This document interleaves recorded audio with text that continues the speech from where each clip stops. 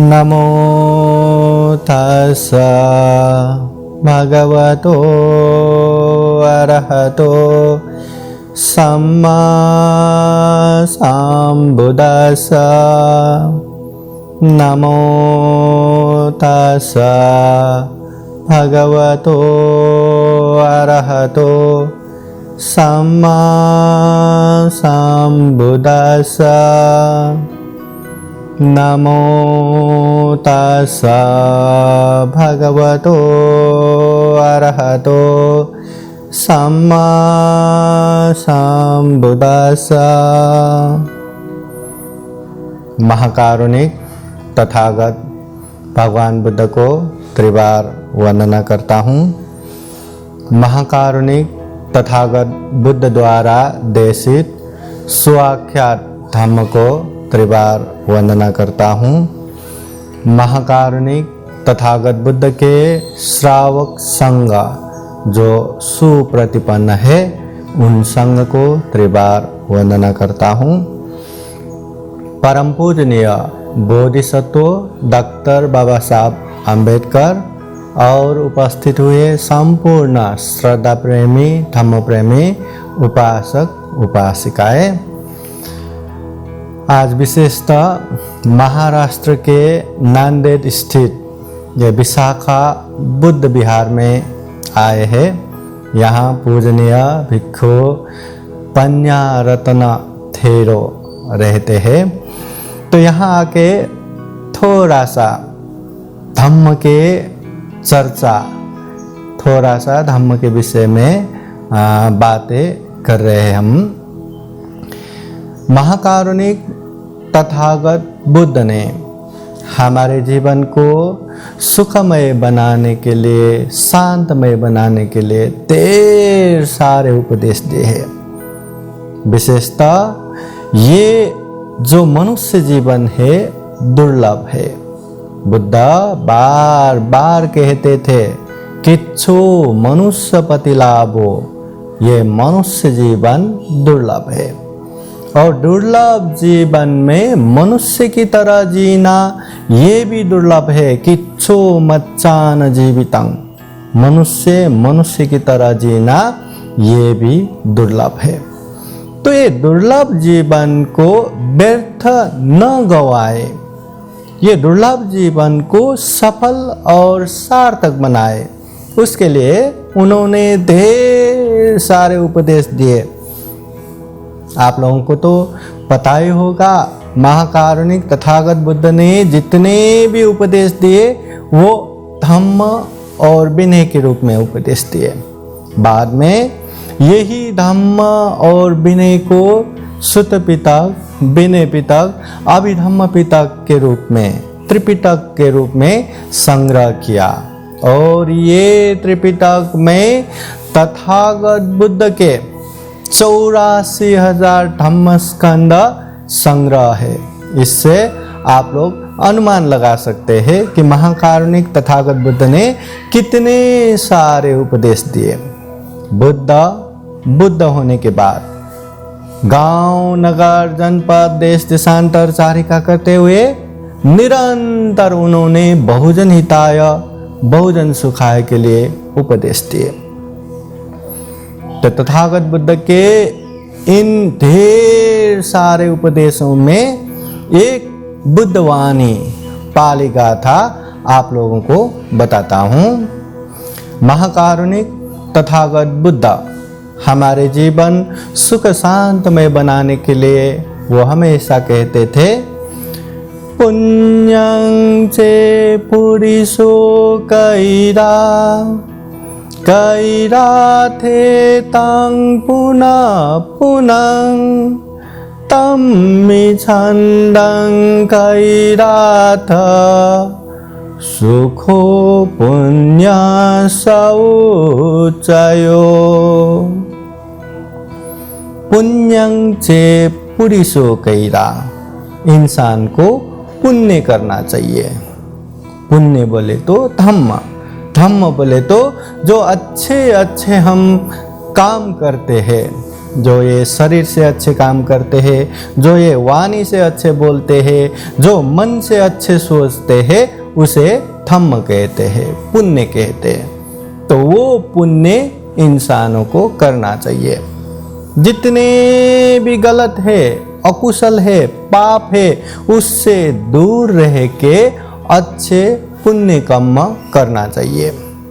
शरीर से अच्छे अच्छे काम करना चाहिए, विशेषतः दूसरों को हिंसा करना, चोरी करना, व्यभिचार करना, ऐसे चीज़ों से दूर रहना चाहिए। ये वाणी से असत्य बोलना, चुगली करना, निंदा चर्चा करना और अनेक गाली गलौज की बातें बोलना, ऐसे चीज़ों से दूर होना चाहिए।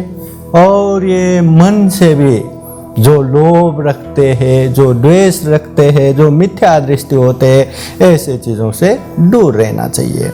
तो ऐसी चीज़ों से दूर रह के शरीर, वाणी, मन से अच्छे कर्म करना चाहिए, पुण्य करना चाहिए। पुण्यं से पुरुषो कैरा, इंसानों को पुण्य करना चाहिए। कैरा थे तंग पुनः पुनः, कि एक बार किया बस हो गया करके आराम से नहीं बैठना, बार बार बारंबार करना चाहिए। अभी देखिए ना, हम खाना खाते हैं, बस एक बार खाना खा लिया, अभी जिंदगी भर के लिए हो गया करके हम शांत बैठते क्या? नहीं ना। कि एक बार खाना खाया, सुबह खाया तो दोपहर को लगता है या शाम को लगता है, अगले दिन को लगता है। हम हर दिन हर समय जब भी ये आहार की जरूरत पड़े हम खाना खाते हैं। तो वैसे ही पुण्य भी एक बार किया हो गया करके नहीं बैठना चाहिए, बार बार बारंबार करना चाहिए। तम्मी छंदं कैराथ, ये पुण्य करने से हमें क्या मिलता है, क्या आशा कर सकते हैं? जैसे है ना, कोई विद्यार्थी पढ़ता है तो उसको ज्ञान मिलता है, पास हो जाता है, या कोई काम करने वाला काम करते हैं तो उसको पैसा मिलता है, जॉब करने वाले को सैलरी मिलता है। मगर ये पुण्य करने से क्या मिलेगा?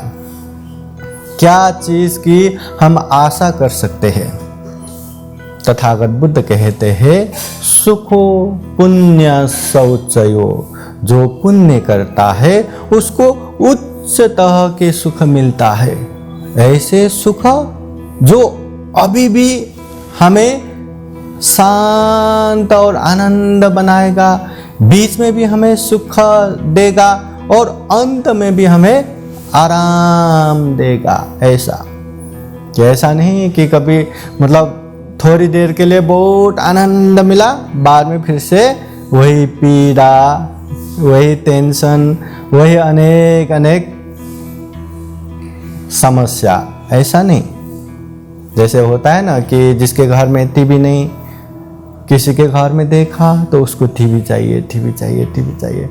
घर में आ गया तो उसको खुशी होता है, पर कुछ समय के लिए। बाद में टीवी के बाद अभी मुझे साउंड सिस्टम चाहिए, या टीवी चैनल चाहिए, या वाईफाई चाहिए, अनेक अनेक समस्या, अनेक अनेक फिर से वहाँ ये चाहिए वो चाहिए शुरू होता है। तो उसको उच्च तरह के सुख नहीं बोलते। तो जो पुण्य करता है, जो धम्म करता है, उसे अभी भी सुख मिलेगा, मध्य में भी सुख मिलेगा, अंत में भी सुख मिलेगा, आदि मध्य अंत तक सुख मिलेगा। इसलिए तथागत बुद्ध कहते हैं, जीवन में पुण्य करना चाहिए, जीवन में धम्म करना चाहिए। और एक बात, ये धम्म बोले तो आज के पीढ़ी को या आज के जनरेशन को लगता है ये धम्म बोले तो आराम से जब रिटायर हो जाता है, हाँ, बुढ़ापे में आराम से भजन कीर्तन करके धम्म करने का, ऐसा भी सोचते हैं, बहुत सारे लोग सोचते हैं। मगर धम्म बोले तो केवल भजन कीर्तन करना, केवल यहाँ वहाँ घूमना, पूजा करना, ये धम्म नहीं है। धम्म बोले तो अपना आचरण शुद्धि करना, अपना वाणी शुद्ध करना, अपना मन शुद्ध करना। तो क्या जीवन भर शरीर वाणी मन अशुद्ध रख के हम बुढ़ापे में ही धम्म करेंगे क्या? जीवन के हर मोड में, हर क्षण में ये वाणी अच्छा नहीं हुआ तो वहाँ समस्या ही समस्या, ये शरीर का काम अच्छा नहीं हुआ तो वहाँ समस्या ही समस्या, हमारा मन अशुद्ध रहा तो समस्या ही समस्या। तो उसके लिए भी ये धम्म हमेशा चाहिए। तथागत बुद्ध इसलिए कहते हैं धम्म जीवन जीने की कला है, आर्ट ऑफ लाइफ है। धम्म हुआ तो पढ़ने वाला आराम से अच्छे से पढ़ पाएंगे, काम करने वाला आराम से अच्छे से कर पाएंगे, हर चीज में अच्छे से कर पाएंगे। इसलिए जीवन को सुखमय बनाना है, जीवन को शांतमय बनाना है, जीवन को अच्छा बनाना है तो धम्म करना चाहिए, पुण्य करना चाहिए। शरीर से, वाणी से, मन से कुशल कर्म करना चाहिए और वो भी बार बार करना चाहिए। पुण्य बार बार करेंगे तो जीवन में उच्च तरह के सुख मिलता है। चाहिए ना सुखा, सबको पसंद है ना सुखा, तो हमें पुण्य करना ही है। तथागत बुद्ध ने पुण्य करने के लिए दानं ददन्तु सद्दाय, श्रद्धा पूर्वक दान देने के उपदेश दिया है। शीलं रक्षन्तु सर्वदा, हमेशा शील सदाचार पालन करने का उपदेश दिया है। भावना दृढ़ता होन्तु, ध्यान भावना करने का उपदेश दिया है। विशेषतः लोभ लालच हटाने के लिए दान देना है। हाँ, अपना आचरण व्यवहार शुद्धि करने के लिए शील पालन करना है और चंचल मन को एकाग्र करने के लिए और जो अशुद्ध मन है उसको परिशुद्ध करने के लिए ध्यान भावना करना है। तो ऐसे पुण्य कर्म जीवन में करते रहेंगे तो सुख भी मिलता रहेगा, शांति भी मिलता रहेगा और सबसे महत्वपूर्ण बात, ये जो दुर्लभ जीवन, ये जो अमूल्य जीवन, ये जो सर्वश्रेष्ठ जीवन सफल हो जाएगा, सार्थक हो जाएगा। या हो सकता है हम दुख मुक्त जो मार्ग फल है, श्रोतापति फल, सकृतागामी फल, अनागामी फल, अरहत फल में भी पहुंच जाएंगे। यही कामना करते हैं आप लोग भी जीवन में खूब खूब अच्छे कर्म कर सके, पुण्य कर सके और ये दुर्लभ जीवन को सफल सार्थक बनाते हुए दुख मुक्त निर्वाण भी प्राप्त कर सके। यही कामना करते हुए ये छोटा सा धम्म चर्चा यही समापन करता हूँ। सबका मंगल हो, सबका कल्याण हो। भवतु सर्व मंगलम्। साधु साधु। बुद्धं नमामि, बुद्ध को नमन करता हूँ।